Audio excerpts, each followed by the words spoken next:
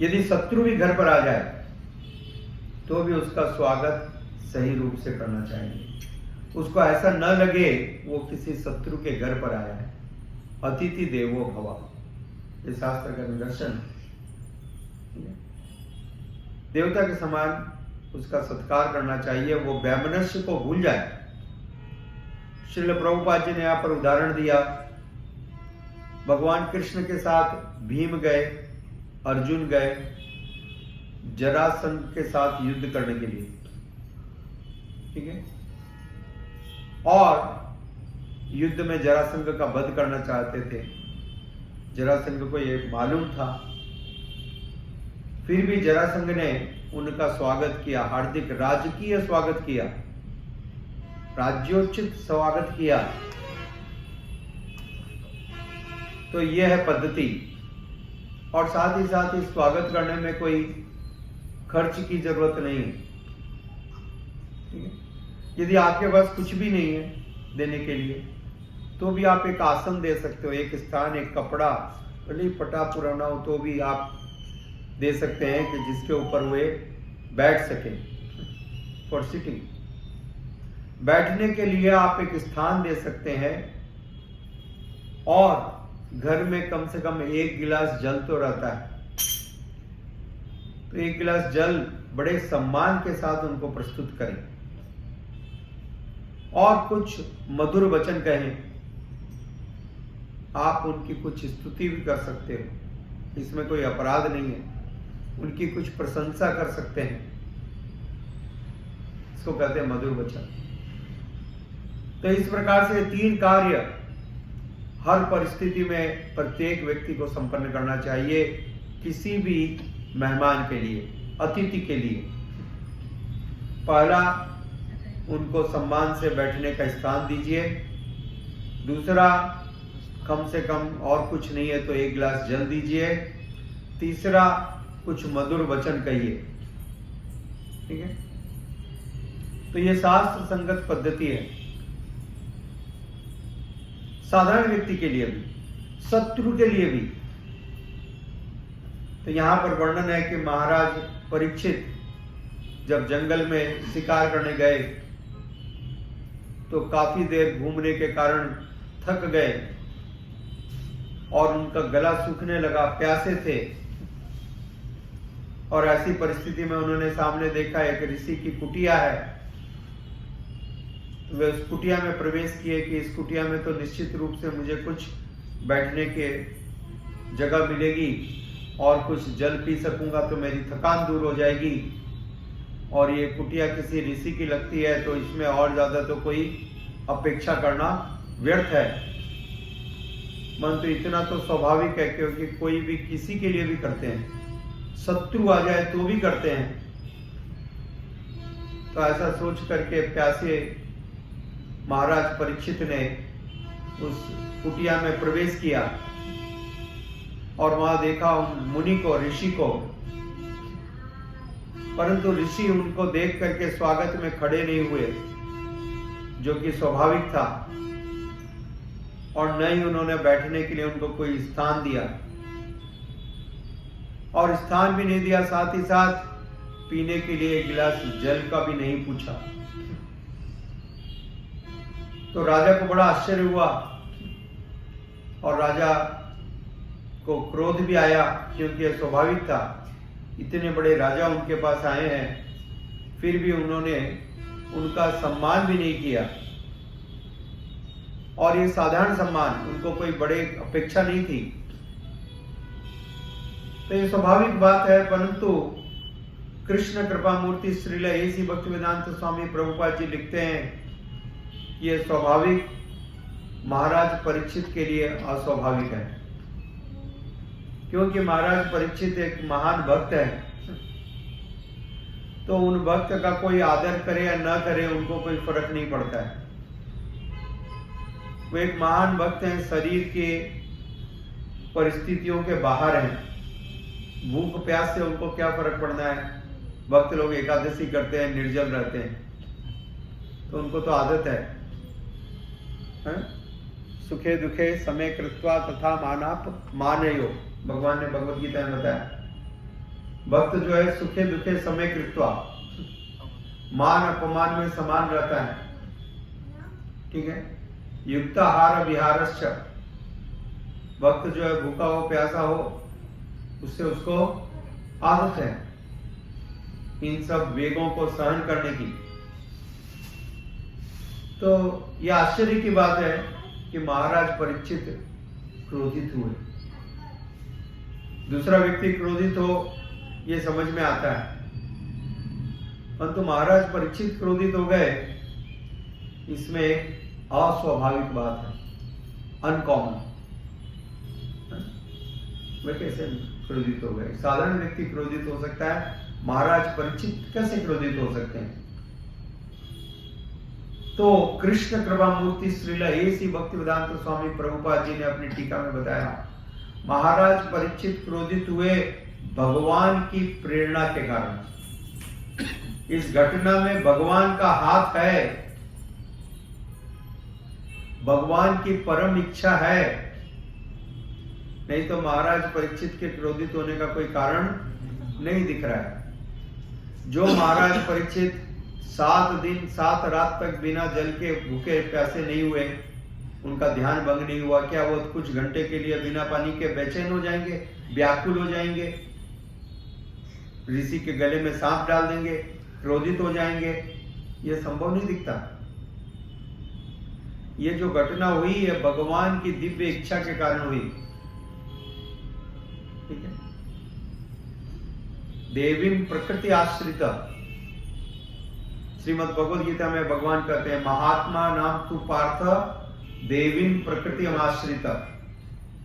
जो महात्मा गण है वो मेरी देवी प्रकृति के अंतर्गत रहते हैं, मेरी देवी प्रकृति उनका नियंत्रण करती है।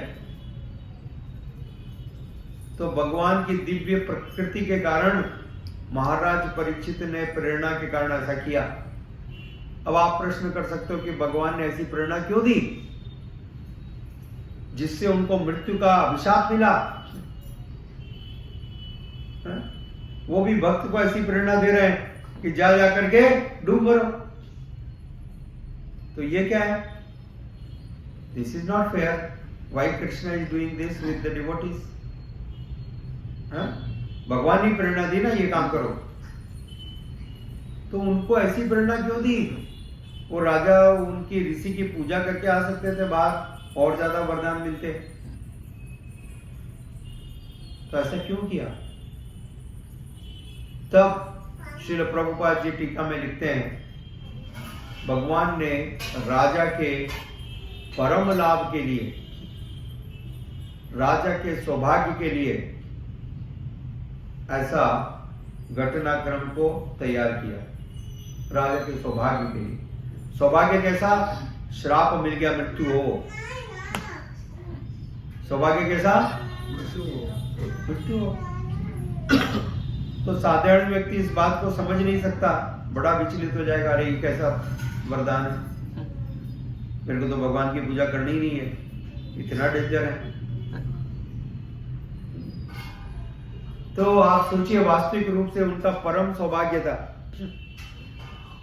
वरना यदि ऐसे नॉर्मल तरीके से यदि वो मरते आ जाए और मैं और आप, हमारी मृत्यु होती है, तो क्या होता है, कब आएगी नहीं मालूम, है ना? कोई एडवांस नोटिस आती है क्या? 4 दिन पहले कोई दे के जाता है डाकिया, महासिंह दास 3 दिन बाद 6 घंटे की देरी से आपका कार्यक्रम होने वाला है? नहीं है। अभी 6 सेकंड बाद होने वाला तो भी नहीं मालूम है, राइट? तो किसी को नहीं मालूम। तो जब मालूम नहीं है तो कोई तैयारी नहीं कर सकते हैं। भाई यात्रा की तैयारी आप तब करते हो जब आपको मालूम है यात्रा पे फलाना दिन जाना है, तो आप पूरी तैयारी करते हो और तब आपकी यात्रा सुखद होती है ना? यात्रा में आप पूरा पिकनिक एकदम है, 4 डब्बे प्रसादम, राइट? ठंडे कपड़े, गरम कपड़े, ये कपड़े, वो कपड़े, इतनी देर के लिए क्या सुनूंगा, क्या गाऊंगा, पूरी प्लानिंग करके सब कुछ रख करके पूरी व्यवस्था के साथ में एकदम आराम से चलते, क्योंकि आपको मालूम था और यदि कोई कह दे कि भाई प्रभु जी अभी 2 मिनट में निकलना है आपको, तब बड़ा बेचैन हो जाएंगे, बहुत दुखी हो जाएंगे, बहुत तकलीफ में आ जाएंगे। अरे कोई तैयारी नहीं हुई। तो ये वास्तविक रूप से संभव कब है? भगवान ने महाराज परीक्षित पे कृपा की। महाराज परीक्षित को यह सूचना मिल गई कि मैं 7 दिनों के बाद मृत्यु को प्राप्त करूंगा। एडवांस नोटिस मिल गई उनको। और अब महाराज परीक्षित इतने महान भक्त हैं कि उन्होंने अपनी मृत्यु के लिए तैयारी करना प्रारंभ किया। ये प्रेरणादायक है संसार में। महाराज परीक्षित वो व्यक्ति हैं जिन्होंने मृत्यु की तैयारी की। आज कोई व्यक्ति अपनी मृत्यु की तैयारी नहीं कर रहा, इसलिए दुर्भाग्य है, इसलिए लोग दुख पा रहे हैं। जीवन सत्य नहीं है, मृत्यु सत्य है। जीवन सत्य नहीं है, मृत्यु सत्य है। प्रत्येक व्यक्ति को आने वाली है। ऐसा कोई व्यक्ति नहीं है जिसकी मृत्यु नहीं होगी, राइट? परंतु हमको कोई सूचना नहीं है, और चूंकि सूचना नहीं है और हम इसके बारे में जागरूक नहीं है, हम इसकी तैयारी नहीं करते। संसार की सबसे बड़ी यात्रा, संसार की सबसे बड़ी यात्रा, हाँ, इसलिए कहते हैं महाप्रयाण। प्रयाण का मतलब होता है यात्रा। इतनी बड़ी यात्रा पर हम जाने वाले हैं जिसके बारे में कुछ नहीं मालूम। तो उस यात्रा की भी तो तैयारी आवश्यक है। छोटी सी यात्रा करते हैं तो इतनी तैयारी करते हैं, और ये इतनी बड़ी यात्रा कर रहे हैं, इसकी कोई तैयारी नहीं है। तो भक्त लोग बुद्धिमान होते हैं, इस यात्रा की पूरी तैयारी करते हैं, जीवन भर तैयारी करते हैं।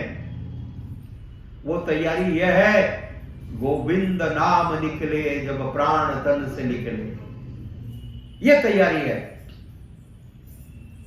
वहां पर आपका बैंक बैलेंस, आपकी प्रॉपर्टी, आपका घर परिवार, मोबाइल फोन, गाड़ी, पत्नी और बच्चे कोई काम में आने वाले नहीं है। ये सारी तैयारी वहां पर कुछ भी लाभ नहीं देगी।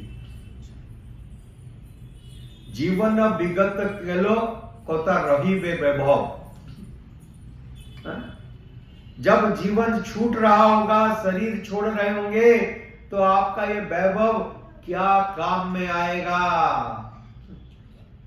केहू सुख नाही देवे पुत्र परिवार, केहू सुख नाही देवे पुत्र परिवार। गदर बेर मत्ता आम्ही करी परिश्रम, कोई सुख नहीं देगा ये पुत्र परिवार। फिर भी गधे के समान, मेरी बात मैं नहीं बोल रहा हूं, मेरे से नाराज होने की कोई जरूरत नहीं है, मेरे से नाराज होने की जरूरत नहीं है। श्रील भक्ति विनोद ठाकुर ने कहा है। तो यदि आपको कुछ आपत्ति है तो श्रील भक्ति विनोद ठाकुर को जाकर के कहिए, आप मेरे को गधा बोल रहे हो क्या? तो श्रील भक्ति विनोद ठाकुर कहेंगे, आपको बोल नहीं रहे, आप हो बोल नहीं रहे, हाँ, क्योंकि आपके काम उसके जैसे हैं। गधर्वेर मत आमी करी परिश्रम। गधे कैसे परिश्रम कर रहा हूं, सुबह से लेकर रात तक, over time, no time, extra time. और किसको जमा करने के लिए? वही नॉन तेल लकड़ी, कुछ रुपये जमा करने के लिए, संपत्ति प्राप्त करने के लिए, जो कि कोई काम में नहीं आएगी। और जो काम में आएगी भगवत भक्ति, उसके लिए हमको प्रेरणा नहीं है, हम तैयार नहीं है उसके लिए, वो हमारा पर्पस नहीं है। तो क्या ये बुद्धिमानी है? तो महाराज परीक्षित का उदाहरण तब समझने की आवश्यकता है। महाराज परीक्षित ने अपने सारी भौतिक जिम्मेदारी को अनदेखा कर दिया। इतना बड़ा साम्राज्य था, आपके पास तो थोड़ा सा कुछ 2 एकड़ 4 एकड़ है, उतना ही, या 50-100 एकड़। उनके पास में तो करोड़ों एकड़ जमीन थी, करोड़ों। उनके पास में अत्यंत सुंदर स्त्री थी, उनकी पत्नी आज्ञाकारी, संसार की अत्यंत सुंदर महिला, ठीक है, पूरा सुखी परिवार, फिर भी उन्होंने क्या किया?